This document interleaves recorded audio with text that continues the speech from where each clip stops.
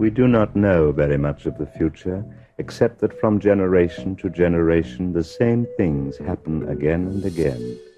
Men learn little from others' experience, but in the life of one man never the same time returns. Sever the cord, shed the scale. Only the fool, fixed in his folly, may think he can turn the wheel on which he turns. It's Monday, October 28th, 2024, and welcome back to Goodfellows, a Hoover Institution broadcast examining social, economic, political, and geopolitical concerns. I'm Bill Whalen. I'm a Hoover's Distinguished Policy Fellow. I'll be your moderator today, and I am happy to report that I'm joined by our full complement of Goodfellows. That would include the historian Niall Ferguson, the economist John Cochrane, former presidential national security advisor, geostrategist, historian, Lieutenant General H.R. McMaster. Neil, John, and H.R. are Hoover Institution senior fellows. Gentlemen, we're going to do two topics today. In our B block, we're going to look at the elections. This is our last show before America goes to the polls next week, so we're going to talk about issues that we wish had been discussed but didn't come up. But before that, we're going to take a look at the world.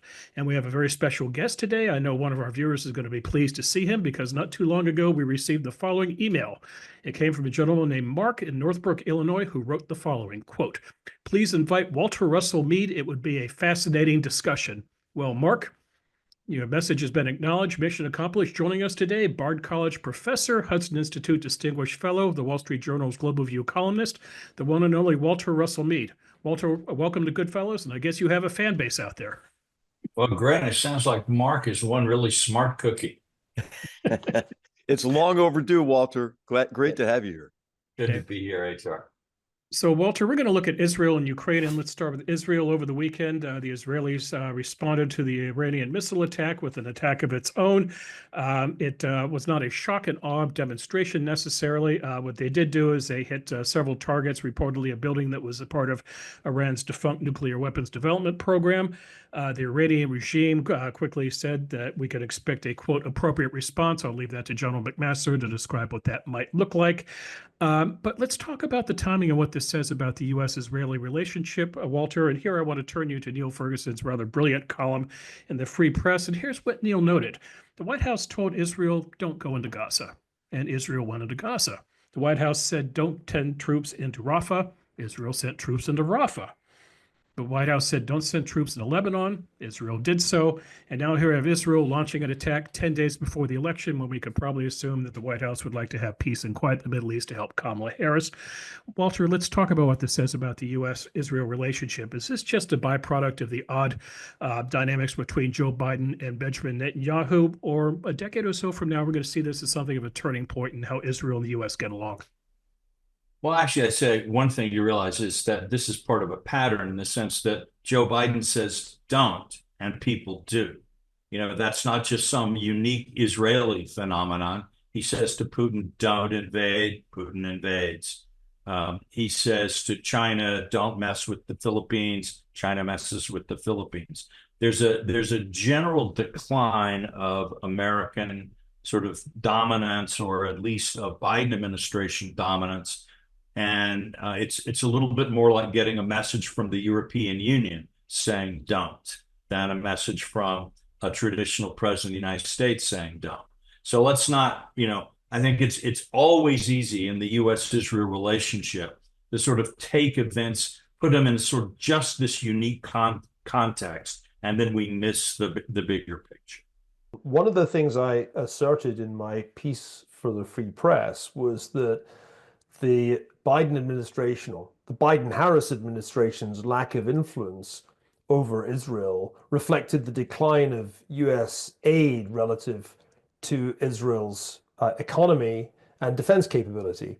But then, having written that, I read a report that got published just the other day, arguing that actually U.S. military aid to Israel is at an extremely high level right now. And so I now feel a little confused and wonder what your take is on that. Again, I think the U.S.-Israel relationship is one of these things that, because it's so politically prominent, so many people in America follow this relationship closely, who don't follow very much else in foreign affairs, that there's always sort of two faces of the U.S.-Israel relationship. There's the president and others using statements about Israel as a way to signal their general attitudes. If you want to look tough and move to the center, you say Israel has the right to defend itself. If you want to look, accommodating and moving a little bit to the left, you say Palestinians also have a right to live. Neither one of those involves specifically a change of policy, but you're able to really get a lot of attention for your statements about Israel in a way you're not, say, for your statements about Sudan or Bangladesh or a whole range of other things. So you've always got a lot of political noise when people are talking about Israel. But if you look at the strategic situation, it looks to me as if U.S.-Israel interests are not 100% aligned, but more closely aligned than they often are, where the Biden people really don't want two things in the Middle East. One is a war that drags the United States into it, and the other is an Iranian nuclear bomb or a conflict that just shuts down oil flows. And so the United States, if it doesn't want a war with Iran itself, it needs for Israel to be active and strong and not to be defeated, say, in the war in Gaza or the war in Lebanon. So the Biden administration has been caught with a strategic unity that leads to actually quite high weapons and weapons deliveries and aid, and a political signaling problem that causes it to emit mixed signals. In fact, the United States is not giving Israel weapons for Gaza out of the goodness, or if you prefer, out of the badness of its heart. It's giving those weapons to Israel because it wants Israel to win, needs Israel to win. I'm glad we used the word win, which has been missing from a lot of foreign policy. So I'm kind of optimistic. I want to run my optimism by you. The attacks over the weekend were spectacular. 0 losses. I mean, compare the Iranian missile attack to this one. Once again, it shows something that, like we learned in the Gulf War, the amazing superiority of Israel and American weapons and abilities of our soldiers, especially Israeli. And the other lesson is, so Iran has got Paper Tiger. I guess there's some S-300 and anti-aircraft systems that'll be for sale real cheap soon, exposed. And a bigger strategic lesson. Here's what happens if you actually fight back. What the U.S. and NATO could do in Ukraine if they chose to. Maybe we should just outsource our foreign policy to Israel, people who actually know how to get things done. Yeah, there's a lot there, and obviously this was an incredible demonstration, as were its attacks on Hezbollah, of just unbelievable mastery of intelligence, of the integration of different military arms, and it is brilliant. But I would check my optimism if I were you, because really since 1948-49, Israel has had one incredibly brilliant military victory after another. And yet, it was Napoleon who said, you can do, or I guess Talleyrand said it to Napoleon, you can do anything with bayonets except sit on them. And so military victories that don't lead to the desired or a desired political outcome are kind of a fact of life in the Middle East.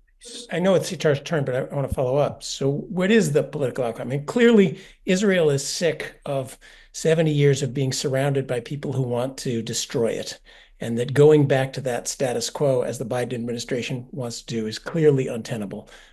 Vast swaths of territory run by terrorist mafias with missiles. So where is the political outcome? I know that's a big question, but you're the big thinker. Well, I think probably a lot of people in Israel, and this would be especially true in Netanyahu's Likud party, don't actually believe in permanent peace in the way we do in the U.S. The distinct, this kind of instinctive American approach to questions of war and peace is something went wrong. Now you have a war.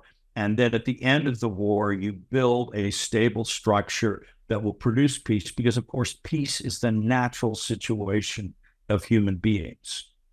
Remember, once years ago, I was visiting where Troy used to be in northern Turkey, and you're standing on top of the ruins of 13 different cities built on that spot, all destroyed by enemies. And from the hill, you can look across the straits and see the Gallipoli monument. So, the idea that somehow the outcome of war should be, a nice legal peace secured, sort of kind of like after the war will be the European Union, just may not be on the table in the Middle East. HR, let's turn to the question of appropriate response from the Iranians, and tell us what you're looking at next in this chapter. Are you looking at another exchange between Israel and Iran? Are you looking at Yemen? Are you looking at Hezbollah? Are you looking at Gaza? What has your attention right now? Well, I'd love to hear what Walter thinks about this. I think what has changed significantly is that Iran's been able to get away with it, since 1979, it being its use of Arabs, Palestinians, others, to fight a proxy war against Israel and to insulate themselves from any kind of costs associated with the use of those proxies, and up to the point in which Iran attacked Israel with the massive missile and drone attack in April, and followed up with a subsequent attack. They've been able to get away with it in large measure because I think of the encouragement of the United States not to escalate. This kind of mantra or folly of de-escalation. Well, that changed in April, but the Biden administration said, take the win, and encouraged just a very meager, really demonstration by the Israelis, which foreshadowed the second attack in which they took out an integrated air defense system in the interior of the country. You've seen them do this again along their whole path into these strikes of about 100 aircraft, all of which returned without any damage back to Iran. So Iran knows that it's extremely vulnerable. I think Iran will try to get back to the way it was, where they can continue to expend every Arab life, every Palestinian life, in their effort to destroy Israel.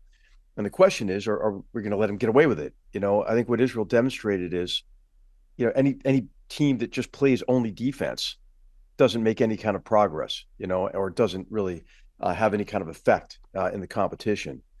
Israel went on the offense in a number of ways, against Hamas, obviously after October 7th, against Hezbollah, and against Syrian Iranian proxies in Syria, against the Houthis and against Iran directly. So I don't know what you think, Walter, but I think what Iran will try to do is escalate this maybe horizontally, you might call it. I think Iraq is vulnerable now. I think that's where they could try to create a lot of problems with us. They'll continue to use the Houthis. They'll continue to use this proxy army in Syria. But I don't think they're gonna try another direct attack because they got nothing left. I don't think. And so you'll see, I think, more attempts at assassinations, more attempts at these indirect attacks through proxies. But I think that's the course it's going to take until Israel decides, which I think is going to happen in the next few years, which is to strike Iran's nuclear and more of their missile facilities. Russell, what's your take on what the trajectory is from this point on? Yeah, I think I agree with you that Iran is going to sort of look for asymmetrical and horizontal ways of responding to this. That's where they've had the most success anyway over the years. And there are lots of vulnerable targets if you think about all the Israeli embassies around the world, and because the Iranians are insane anti-Semites who identify every Jew everywhere with the state of Israel, synagogues, schools, there are just lots of ways that bad things could happen. I'm thinking of the attacks in the 90s in Argentina. Yeah, exactly. All of those are possible. The other thing I would say, though, is that by teaching Iran that it has a permanent inferiority in conventional warfighting capability, you're sort of increasing the strength of people inside Iran who say, well, it's time to go nuclear.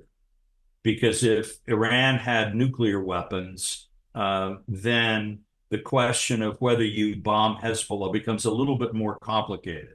And certainly the question of whether you bomb Iran becomes a little bit more complicated. So I would not be surprised to see inside Iran, the people who've been arguing all along, we ought to go ahead and do this, we ought to go ahead and do this, might not be winning a few more debates right now. And then, we should understand that that would put both Israel and the United States in an extremely difficult position because, as I understand it, and HR may have better information than I do on this. Iran's nuclear program is pretty well protected, even against conventional, very powerful attacks with conventional bombs. And you might, to really be confident that you had done what you needed to do, you might need to have kind of tunnel battles like you have, in South Lebanon and so on. And that's at the end of a very long air supply line where you have to keep your forces on the ground, supplied and ready to evacuate when the job is done, and you're in the middle of somebody else's territory. Whether the Israelis can do that without American help, whether they want to do that without American help, whether if you're an Israeli faced with the prospect of an Iranian nuclear bomb that you cannot deal with purely conventional methods, and the Americans aren't helping you do it, do you then think, well, maybe I've got, this is why I have my own nuclear weapons? So I think we're moving into darker territory where everybody's options are getting uglier. But people, so far as I can see, neither the Iranians are not losing their will to fight, and the Israelis aren't losing their will to survive. And as long as we're in that place, escalation of various kinds seems to me to be more likely than not. I'm going to join John in the optimists camp rather unusually. I think we're underestimating Israel. We've been consistently surprised to the upside in recent weeks and months by what Israel has been able to do. It has eviscerated Hezbollah, it didn't just decapitate it 3 times, it's completely eviscerated its organizational structure. Hamas is essentially buried in rubble in Gaza. And Iran can't defend itself against Israeli airstrikes at all. Now, I think the thing we're missing here is that Supreme Leader Khamenei is at death's door. And when Prime Minister Netanyahu went on air and addressed the Iranian people saying that he anticipated change in Iran, he wasn't entirely engaged in wishful thinking. I think Iran is the weak link in the axis that we face. And it's weaker, much weaker than we thought. Without its proxies, or with its proxies very compromised, it's wide open to attack. My expectation is that Israel will continue to attack Iran, and that this will have disproportionate success. So, Walter, I'm going to take the other side of this. I think we're in a much better place than any of us dared hope for a year ago, when, if you remember, we were reeling from the horrors of October 7th. Well, I hope you're right, Neil. What is it they say? An optimist is someone who thinks that things are as good as they could possibly get, and the pessimist is someone who's afraid the optimist is right. And I do think that everything that you just said, if I'm an Iranian official, makes me think I really want those nukes and I want them fast. And if I'm Putin and I'm worried about the weak link in my chain collapsing, then maybe there's some information I could give the Iranians that would shorten the time between where they are now and what it would take to build, to actually weaponize weapons grade uranium into a deliverable bomb. So and to miniaturize the device. Hey, yes. I think, Walter, I think that they're already doing it. I think the Russians are already doing it. What did the Iranians get for the Shahed drones and the missiles? What did the North Koreans get, for that matter? For the 6 or 8 million artillery rounds, and now troops that are going to be employed in Ukraine. I think Russia's given them, certainly both of them, assistance with their missile programs, but I think that they are also helping them with their nuclear weapons programs already. So, and I've seen no evidence about that. It's just it's like kind of a gut feel, I'd like to add another slightly pessimistic question. We keep focusing on Iran entirely as if this is just an Iran-Israel war. But Arab terrorists have been trying to kill Jews and get rid of Israel since the 1920s. Fatah was around in the 1970s. The PLO was in the 1970s when Iran was still under the Shah. The various terrorist groups are getting plenty of financing from Qatar, from the European Union, from the United Nations. There's lots of people willing to send them money and finance reconstruction of the tunnels.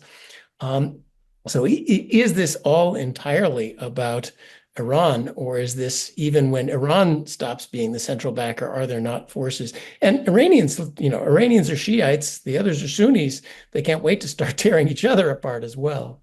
Well, again, I just think about the ruins of Troy, and I don't think that we are on the brink of the age of permanent peace in the Middle East. But I will agree with Neil, though. Also, Walter, I think we could actually agree on all this. That Iran is extremely weak, but Yep. Iran has been able to compensate for that weakness through the use of proxies, and its weakness, its profound weakness that the supreme leader and other leaders recognize, will provide additional impetus to race to a nuclear weapon. I think that's the situation we're in, and I think realizing that, Israel will feel as if it must act, even if it's imperfect, to set back the timeline for Iran to have that nuclear weapon. And so I think in the next couple of years, maybe at the outside now, you're going to see even more direct strikes against Iran and actually strikes aimed at their nuclear program, as which is dispersed, it's protected, but like any of these systems, there are critical points or a critical path that could be attacked from a military perspective, to at least with the intention of setting back the program in terms of time. That's right. And we should not forget, too, that the Israelis have very good connections deep into Iranian society.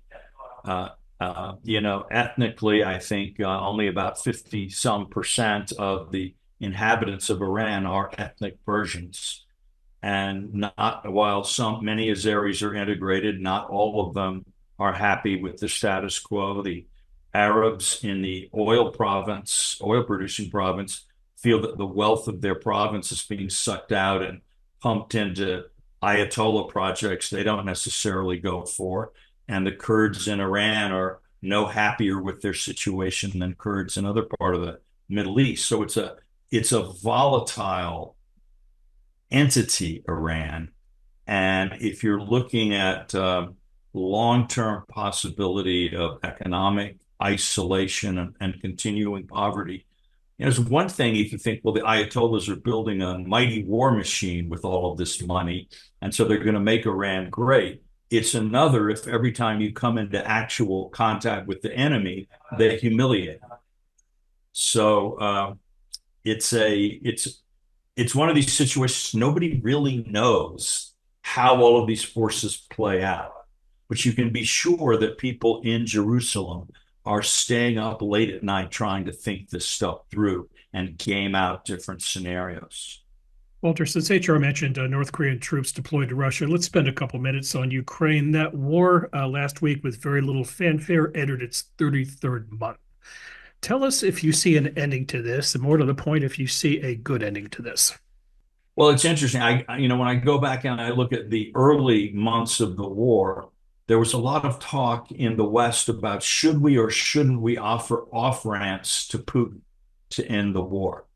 I think now the West is hoping that Putin will give us an off-ramp. And by that, what I mean is that he'd be prepared to accept a deal where Ukraine loses a chunk of territory, but gets admitted into NATO and the EU. And if that happened, that would look like, for the West, like kind of a face-saving solution. People are talking about it like the North Korea, South Korea approach, East Germany, West Germany, not perfect, but we save what we can and build for the future. I'm not actually sure that Putin is in the mood to be so generous, and that in fact humiliating NATO and testing NATO is actually that's as much of his war aim as a few more square miles in the Donbass. So I would say I don't think our side on the West has yet fully grasped the seriousness and the reality of the situation that it's in. And Walter, I was just going to say, look what he just tried to do in Moldova. They're pulling out all the stops from Moldova. You've got the elections coming up in Bulgaria that they're very active in. They've been successful in Georgia, not NATO country, obviously, but in Slovakia, for example. So, I mean, he has not diminished in any way his efforts to break apart the cohesion of NATO and the EU. And Ukraine is kind of the linchpin, I think, from his perspective. And you look at the elections in Eastern Germany, and you look at the where anti-West parties has had a majority in some places. And you look at what people now think could be the outcome in the elections in Czechia. And you can look at the growing strength of the far right in France. The West is not getting stronger as this war goes on. Not that the war is the primary force driving this splintering, but we are not winning. 33 months into this war, we are not winning. And go back and replay some of the contemptuous things that people in the West said about how weak Russia was and how stupid Putin was and how wonderfully skilled and purposeful and powerful we were, and think about how that looks against the background of the last 33 months. We need to pay attention here. We need to up our game significantly. I think it needs to be said loud and clear that this war is being lost. I was in Kyiv, 6 weeks ago, and there is very considerable bitterness in Ukraine about the big talk and the grand speeches that have been made by Western leaders, the large sums of money that have been pledged, but the significantly smaller sums of money that have actually been turned into hardware that Ukrainian troops can use to defend their country. And there's a special bitterness that the Biden administration continues to place limits on what Ukraine can do, for example, with Storm Shadow missiles that Britain provided. They can't use them against Russian airfields, the location of which we know, from which the Russians launched their attacks on Ukrainian cities and electrical infrastructure. The Ukrainians know that this is not going well, and they are well aware that they cannot sustain this military effort indefinitely. They are outmanned and outgunned, and you don't need to be H.R. McMaster to know that that's not a good situation to be in a war. And yet Western leaders talk insouciantly about this conflict, seemingly unaware of the reality that Ukraine is losing. And if we carry on the trajectory of the Biden-Harris administration, Ukraine will lose the war. And the consequences of that for Western security are really horrific. It's hard to get this thought even into the heads of German leaders who are a lot closer geographically than the good fellows are to the front line. But if I may, never in history, and I say that with trepidation because I have my historians with me, has there been a greater difference between capability and outcome. What the US and NATO could do if we decided this is our war, we're going to apply the principles of the 1991 Gulf War, which I said we should have on the first day. This will not stand. We run back to the Russian border in not one instant. We could do it in an instant or in a week with the kinds of results that Israel is now showing. It's just amazing that the only reason we don't do that is we don't regard that as an important lesson to learn again, and we don't want to do it. And the basis, it seems like we're not learning the lesson of Vietnam. When you say things are off, when you want to just play for the status quo, you lose. Isn't there a certain momentum to war that victory and advance builds momentum? It builds its own momentum, builds support for the war. If you say we're just going to sit on the defensive for year after year after year, eventually morale crumbles, even if you have the capability for overwhelming success. Yeah, I mean, the key in warfare is to seize, retain, and exploit the initiative, as you're getting to, John. And then, I think that, Walter, I'd like to ask you what you think, but I'll tell you, when I hear this mantra of, de-escalation and escalation management, it makes me think of the war managers during the Vietnam War. And it sounds to me like it's oftentimes, Robert McNamara, Yeah. or John McNaughton or William Bundy, throwing their voice. Why aren't they worried about us escalating instead of us worried about them Well, escalating? it's a fundamental misunderstanding of the nature of war. I noticed that we're down to using body counts as the chief measure of Ukraine's success in the war. Everybody's saying, it's not going that well. But if you look at the body counts, I'm old enough to remember that's what they were saying during the Vietnam War. That was the metric of choice. And I will say though that, we just talked about Ukrainian weakness, but I think the Russians are extremely weak too. I mean, we saw that obviously with the Wagner offensive. We saw it again with the Kursk offensive. And even though they're making grinding progress, and I agree with Neil from what I've heard from Ukrainian friends, there is sort of a crisis of confidence at the moment among some, but not really a lack of determination yet. I have not, and there's anger and resentment, I think, as Neil mentioned, it's building. But So Walter, if the West said this will not stand, it would not stand. Right. But the West doesn't want to say that. Okay. Look at public opinion, not just in Germany, not just in France, but in the United States of America. And there is no support for this. Yeah, support You know, comes beyond- Walter, you've made this argument. Your great essay about the growing dangers, and we're just shrugging at these dangers.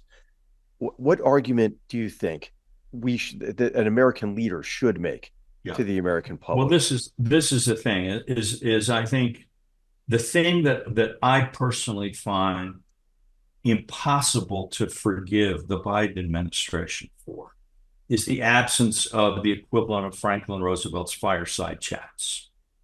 The American people need to understand the world situation. They need to understand why these things are happening.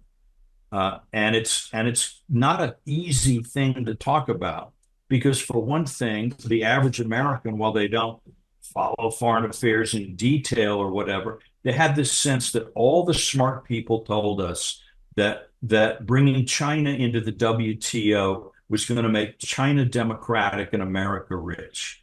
All the smart people told us that bringing Mexico into NAFTA was going to stabilize democracy in Mexico, reduce immigration across the frontier, and create a burst of prosperity in the United States, et cetera, et cetera, et cetera. So what you have is a generational failure of American strategy. It's not like, I would love to say, well, that was just the other people and I was over here alone and pure in my corner the whole time.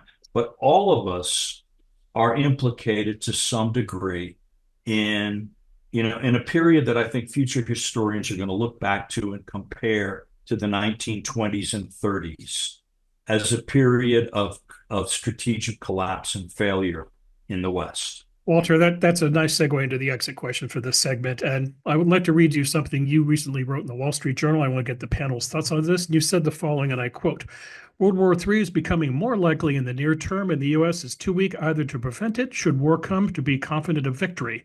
A more devastating indictment of a failed generation of national leadership could scarcely be penned." Well, Walter, we're going to get a 47th president the next few days or next few weeks. Is the 47th president going to change this? Well, of course, we don't know who that is, but I would say that at the moment, I don't see either candidate being ready for the test that history is about to pose. But on the other hand, what I will say is that sometimes people, some are born great, some achieve greatness, and some have greatness thrust upon them. So the next president may be like Malvolio here in Shakespeare. But we are coming to, another thing they say is, good times create bad men create bad times, and bad times create great leaders. So it may be that we're just going around this cycle. But whoever the next president is, they're going to face an international environment that is far more challenging than either, I think, either Canada or the American people are prepared for. Hey, I'd like to ask Walter to just make a comment on one other, I think, really important topic that's related to this. Walter, I'm remembering you and I having lunch in the White House Navy mess with Tom Cotton in the spring of 2017. And I was just beginning at that point to conceptualize the national security strategy that was published later that year in December. It was the president's national security strategy. And our topic of conversation was the interconnected nature of these challenges that we're facing. And of course, those connections are now quite apparent to all of us. There are some who make an argument these days that we ought to abandon, or disengage from competitions in Europe and the Middle East and focus exclusively, for example, on the Indo-Pacific region. What's your answer to that argument? As you kind of maybe harken back with me to that discussion we had, now, which I can't believe was that 7 years ago, Walter, 8 years ago. Yeah. Look, I think it would be nice if you could say, okay, well, we don't have enough chips to go everywhere, so we're just going to have to take our chips off the Europe board and the Middle East board and put them all around Taiwan. I'm not sure that's practical, but I also think what would then happen would be things in the Middle East and Europe so deleterious to our interests and our standing position. It's like, in World War II, at the start of World War II, our Navy had just been destroyed, or a lot of it, at Pearl Harbor. And Franklin Roosevelt and his advisors absolutely knew that the United States did not have enough forces for an all-out, to push to victory in both the Atlantic and the Pacific theaters. All right. And they made the correct, in my view, decision to focus on the Atlantic theater. But that didn't mean they just abandoned the Pacific theater, because that would have been a catastrophe of a different kind. So, yes, we have underprepared. We do not have the military forces, the domestic infrastructure needed for the world situation that we're in. Well, what that means is we're going to have to start thinking a little bit more like Frederick the Great here, who was in a similar position with huge enemies on all sides and, was dashing back and forth in an effort to stave off catastrophe. We're going to have to work very hard, get very smart, very fast, and we will make some choices that are costly. And that is the nature of the situation that we're in. But I think to just sort of have a kind of a sort of doctrinaire thing of, okay, I'm going to simplify my life by X and Y is not an answer to the kinds of problems that we've got. But the real answer is to start preparing for what is likely to come, but may not come if people see that we are serious about preparing and that we are ready to engage. Si vis pacem para bellum. We don't have nearly enough Latin on this show. The last time I saw those words was above the bar of a pizza restaurant in Kyiv that is run by veterans of the war against Russia. The Ukrainians have learnt this the hard way.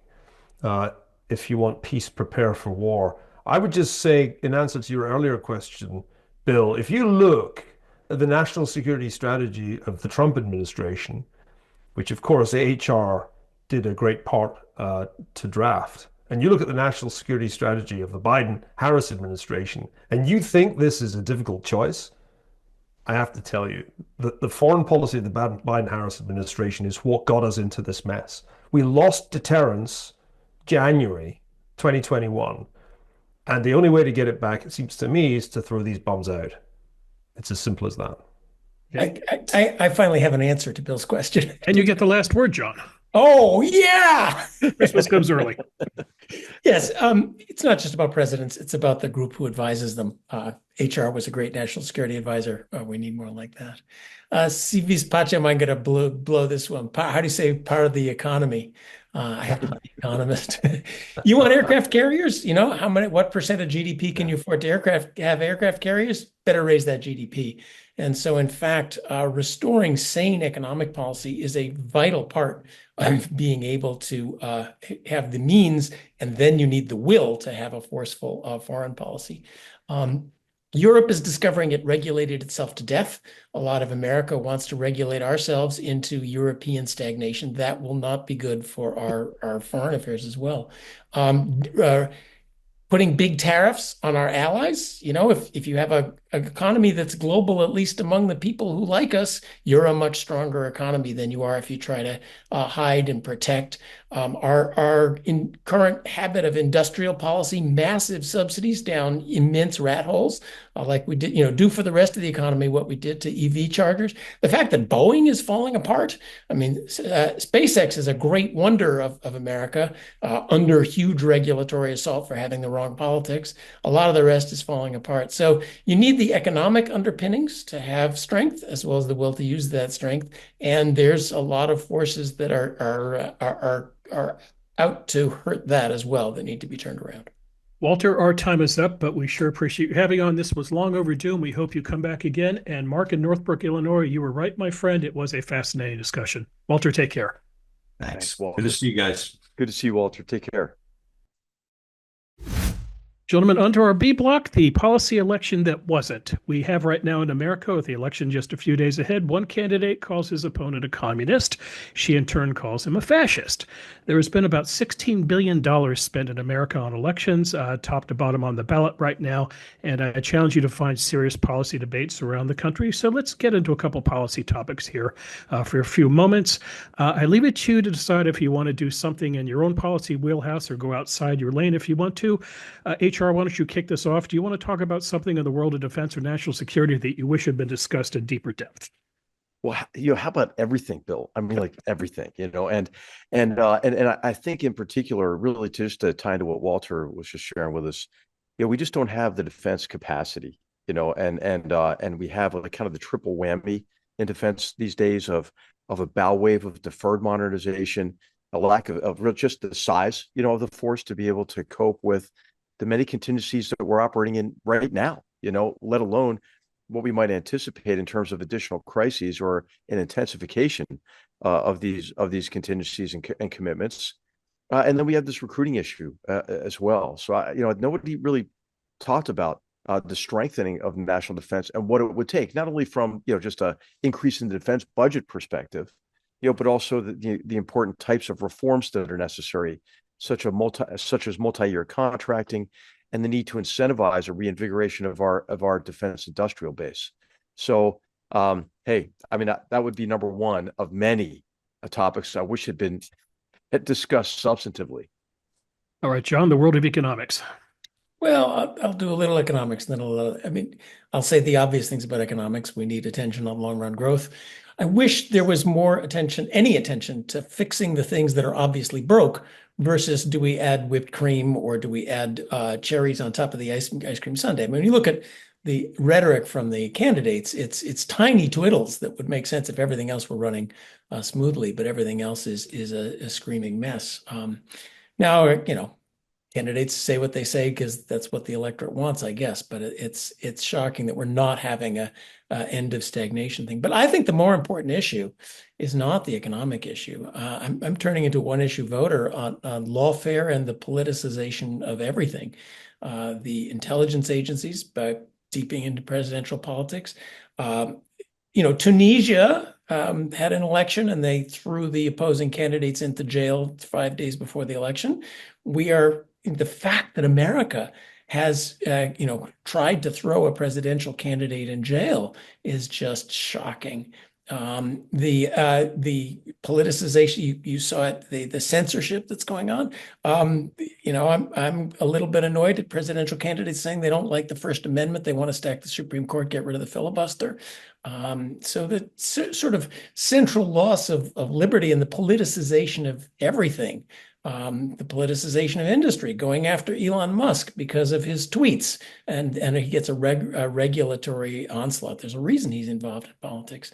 So really, I think that's the major issue that I wish more people were mad about, although lots of people are pretty darn mad about it. All right. Neil, choose a policy, any policy. Well, I'll say what John thought was so obvious that it didn't need to be said, but it actually does need to be said. Neither candidate has a remotely serious plan to bring the finances of the federal government into balance. In fact, it's a competition to see which sailor is drunker in terms of spending relative to revenues. We're coming into the next presidential term with deficits above 5% of GDP as far as the eye can see. And the Congressional Budget Office typically underestimates the growth of the debt. All its estimates point upwards, but the reality will be even worse at this rate. And as I think I may have said before, Ferguson's law states that any great power that's spending more on interest payments than on defense won't be great for much longer. The US is there right now. This is the year when the lines cross, and neither candidate has remotely touched on this. And everybody who assesses the outlook, fiscal outlook, will tell you it's one really large increase in the federal debt versus one even larger increase in the federal debt. That's shocking. And given what we've just been discussing with Walter and what HR just said, the strategic consequences of fiscal irresponsibility could be very serious indeed. That's the issue that's been conspicuous by its absence, and it really should be the most important issue. And if I could put in 2 cents on that issue, the choice is not European taxation, which gives us European stagnation of growth, slashing spending, throw grandma from the back of the train. Those spending can be reined in lots of important ways. But growth, the way to get to lower the debt to GDP ratio is to raise the GDP. So it all comes down to growth, which means mostly getting out of the way. End of sermon. Okay. Gentlemen, there's a journalist named Mark Halperin who recently went on Tucker Carlson's podcast, and he said the following with regard to the scenario of a Trump victory. And he said this election will be, and I quote, the cause of the greatest mental health crisis in the history of the country. I think tens of millions of people will question their connection to the nation, their connection to other human beings, their connection to their vision of what their future for them and their children will be like. And he added, I think there'll be alcoholism, there'll be broken marriages. How many of you guys are going out and buying Prozac between now and next Tuesday? Well, I'm fine. In fact, I'm impressed at my own psychological equilibrium, given how incredibly annoying this election has become. But I'm a big fan of Mark Halperin, and I think he is onto something. That the backdrop to this election, if you look at the data, is serious deterioration in public health, especially in mental health. This applies predominantly in the literature to young people, but if you actually look at the data, it's affecting all age groups. And the most shocking phenomenon in America in our times is surely the rise in deaths of despair. That is alcohol related or drug related, firearms related. I mean, more Americans have died from deaths of despair in the last 10 years than died from COVID. We thought that was a large number. So I think Mark's onto something here. For a lot of people, the politicization of everything that John just spoke about has a psychologically deranging impact. Young people think that the world is going to end if Trump wins. America is going to be plunged into fascism because that's the mantra of the Harris campaign. Donald Trump is Hitler. We're back to that. I can't believe we're back to that. But anybody who believes that is going to be deeply frightened if Trump wins. And conversely, if Trump loses, a lot of people who think that the Republic is threatened by the Democrats will also be extremely worried. So I think this is the really unpleasant shadow side of our very polarized politicization of everything. Mm-hmm. John? I'll agree. I'm less worried about their mental health than about their actions. And I think we are seeing what all of us have been for a year now saying, oh God, I really don't want that to happen. A very, very close election, which will it will be contested right, left, and center. People who have whipped themselves up into a frenzy. I read the New York Times on Sunday, always a mistake, and the entire review section was, well, I guess the party line now is Trump is Hitler. The entire review session was Trump is a fascist, Trump is Hitler, Trump must be stopped at any cost, which once you convince yourself of that, the end of the Constitution, we all want to be the one who stops Hitler. So I worry about the actions. I worry about civil unrest. I worry about lawfare going into it. I worry about constitutional crisis. But when it comes, depending very narrowly on what happens in Congress, Congress doesn't certify the election if Trump wins now what happens? So I think we're in for a period, a narrow Trump victory could lead to a period of great unrest. A narrow Biden victory would also lead to a lot of unhappiness, a lot of, a narrow Harris victory, a lot of legal challenges and so forth. But Trump doesn't hold the power of government. Trump, he could say, I want to call out the National Guard, but he can't do it because he's not president. He doesn't run the intelligence agencies, the Justice Department, all the rest of it. So he'll make a lot of noise if it's a narrow loss, but in the end, I don't think that noise can go very far. Still, I think it's going to be an extremely contentious outcome because of actions of people whip themselves up into a frenzy about the end of democracy. HR, I dare you to be an optimist. Please. Sadly, I think what we're talking about are centripetal forces that are pulling us apart from one another. And the two extremes, actually feed on each other. And the reaction to, something that Donald Trump says on the far left is sometimes much worse, than what Donald Trump says, and vice versa, So I think what we really need at this stage is leadership that brings us together to restore our common identity as Americans. And gets to the politics of addition and begins conversations with what we can agree on so we can get a lot done.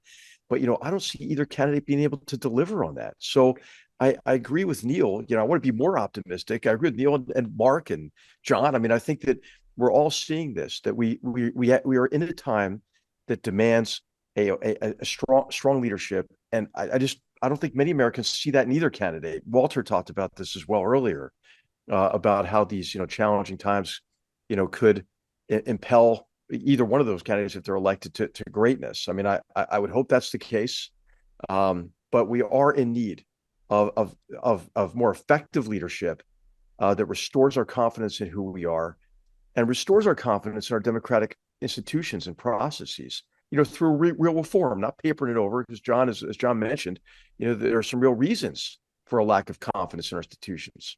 But, I wish I could be more optimistic, but I'm, at this moment, guys, I mean, I'm not super optimistic. There's a real reason for the partisanship. There was a wonderful Chris DeMuth article in the Wall Street Journal on Saturday, which made the point.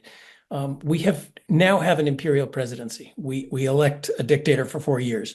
We rule by executive order, not by law. So when the stakes become so high, when you're electing someone for 4 years who rules by decree, who can spend hundreds of billions of dollars and screw you Supreme Court, then the battle is you can't afford to lose a battle because you lose one battle, you've lost the war. So what that leader needs to do is not just lead my team to victory and use these tools, but bring us back to the norms of where what you do is you shift the needle in an election. You don't attempt to wipe out the other side. And that's a fundamental structural problem, I think, leading to the partisanship. So that's another.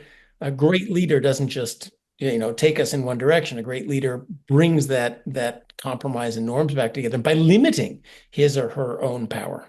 Okay, Neil, let's close out the segment. Who does elections better, the U.S. or the U.K.? And tell us one surprising thing you're looking for next Tuesday. Well, the thing that's good about UK elections is that the technology is very straightforward, and you vote in your constituency for the candidates in that constituency, and you mark a cross by the one that you want to win. And as the results come in, there is no meaningful debate about their legitimacy. Despite some legislation that was passed, bipartisan legislation to improve the US process since 2020, I think we can all agree that if it's a very close result, it will be contested by whichever side looks like it's losing. So I think it would be wonderful if we could, between now and 2028, address some of the absurdities in our electoral system and get voting back to being something that is as straightforward as it is in Britain. Identification should be necessary for people to vote. I can't think of any other democracy where that's a contested issue. I could go on and on. Can I just enter a plug for a sobering movie that I watched on the very long flight back from Sydney? Civil War is a reminder that any country can descend from stability into chaos. And as it's happened in the United States once before, I think it behooves us to think about what it would look like if it happened again. The film does a very good job of imagining the United States descending into a kind of giant Bosnia, and it has one absolutely unforgettable scene in it that is worth watching the whole movie for. So just maybe as one's thinking about how to conduct oneself in the wake of this election, watching that movie might disincline you to take extreme action. Neil, how's that helpful, man? That's not helpful. I mean, I No, watched think it up it's to the gas extremely helpful. station scene. I had to turn it off after the gas station scene.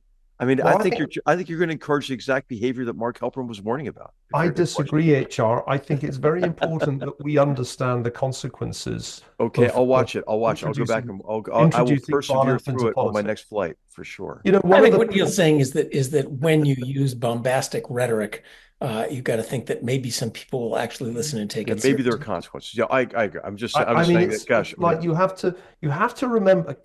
The reason I say this is that people in America somehow think this can't happen to us. Remember, Sinclair Lewis says it can't happen here, but you and I have seen countries when they've descended into civil war. I went to Bosnia. I've seen what happens when neighbors turn on neighbors, and it seems ex ante incredible that people who've lived side by side can kill one another. But it happened there, and of course it happened in the United States in the 19th century. I just think in an atmosphere in which it seems possible, in fact, it's cheap to accuse your opponent of being Hitler, even after 2 assassination attempts, there's a desperate need for Americans to step back from this brink and remind themselves it can happen here. And the United States, just the same way that the United States could lose Cold War II. I mean, you'd agree with me, I'm sure, that Americans don't think enough about the consequences of defeat, whether it's in Ukraine, whether it's what would happen if Iran actually took out Israel with a nuclear weapon. We don't think enough about these bad scenarios. And I think it's that lack of awareness of the downside that leads to irresponsible action in the present. All right, well, gentlemen, we'll leave it there. On to the lightning round.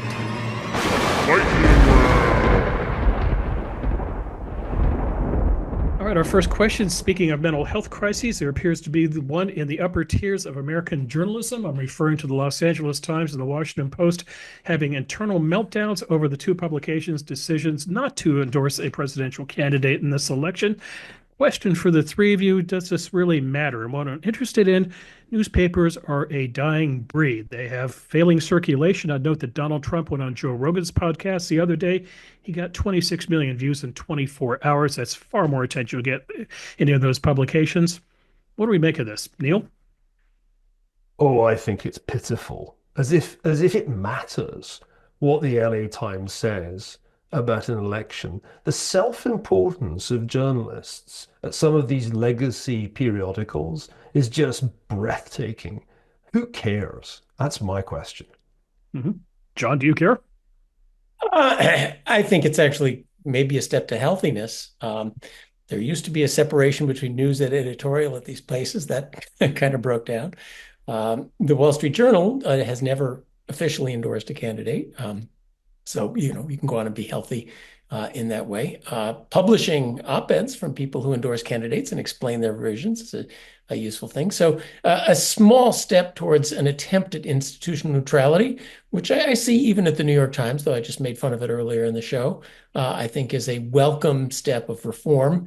We'll see if it works or if they all fall apart as Neil forecasts. Hey, sure.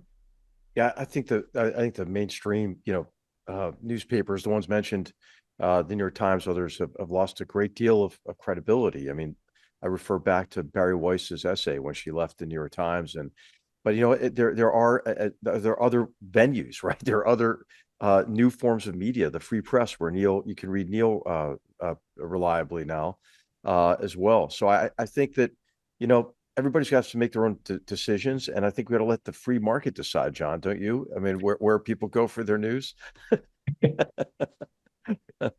All right, speaking of the free market, we have a questions for Professor Ferguson and Professor Cochran. The University of Chicago economist James Robinson recently went on NPR and said, quote, "It is a well-established fact that every economist agreed on that the free market model adopted in the 1980s has generated enormous inequality and basically has done nothing for the majority of people." John, Neil, agree or disagree? Well, this is Nobel derangement syndrome, where receiving a Nobel Prize causes you to become deranged. It happened to Paul Krugman very tragically. I like Jim Robinson, and I can only assume that in the excitement of winning the prize, along with two co-authors, he was drawn into reckless replies on an NPR interview. It's easily done, I can imagine. I'll just say three Pinocchios on the facts. It's interesting that this gets repeated over and over again. It's simply not true that either the middle class is dying or that inequality has gotten dramatically worse under rapacious capitalism, blah, blah, blah, blah. We won't get into the facts now. It is an interesting fact. Now, I've watched these guys. This is no change in opinion.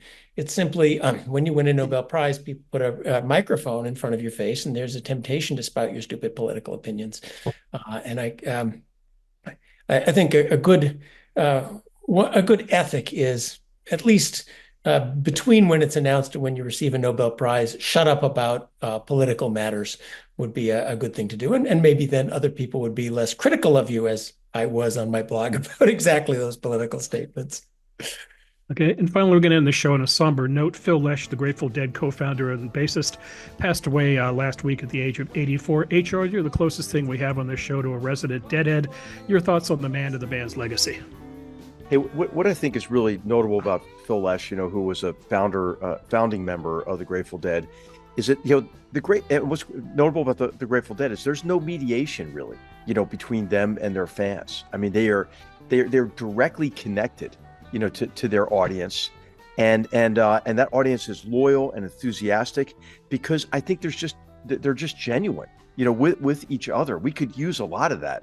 It was that kind of empathy and the ability to connect with one another the way the Grateful Dead over so many years now and Dead and Company, connect with, and Phil Lesh did, with their audience. And what I want to read is from Mickey Hart's tribute to Phil Lesh. He said, "Phil Lesh changed my life. There are only a few people who you meet in your lifetime that are special, important, who help you grow spiritually as well as musically." And I think for all of us, who are teachers and professors and serving as a military officer, I think that's what you can hope for. I mean, if there's going to be, something on your gravestone, is that hopefully it's something that is something along the lines of being able to make a positive contribution to other people's lives and to leave behind a legacy in others. So I just wanted to share that perspective from Mickey and Phil Lesh. Rest in peace. John and Neil, the Grateful Dead ever crossed your paths? John? Yes. They were part of the 1970s folk rocky universe that I still inhabit, showing my age. And I think we can have a little bit of nostalgia for a time when people went to concerts, perhaps under the influence of some other substances, but went to concerts, enjoyed them, enjoyed the crowd, enjoyed the band, and weren't staring at their phones the whole time. Neil, how does the Dead tie into your musical heritage? I somehow completely missed the Grateful Dead in my musical education. I'm not quite sure why that was. Maybe they just weren't big in Britain. But I do often cite them as an example of an oxymoron when people ask me to define oxymoron. And we're going to leave it on that note.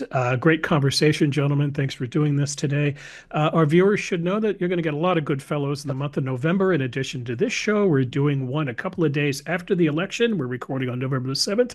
Our guest will be Bret Stephens, a New York Times columnist. And then shortly before Thanksgiving, we're going to do a show with former Secretary of State Mike Pompeo. And in between those two, we're going to give you an episode that we recorded the other week at the Hoover Fall Retreat with the Lord Andrew Roberts doing historical counterfactuals. So you don't want to miss any of those. On behalf of the good fellows, Neil Ferguson, John Cochran, H.R. McMaster, our guest today, Walter Russell Mead, we hope you enjoyed the show. As always, we appreciate your viewership. Till next time, take care. Thanks for watching. And it's just a box of rain.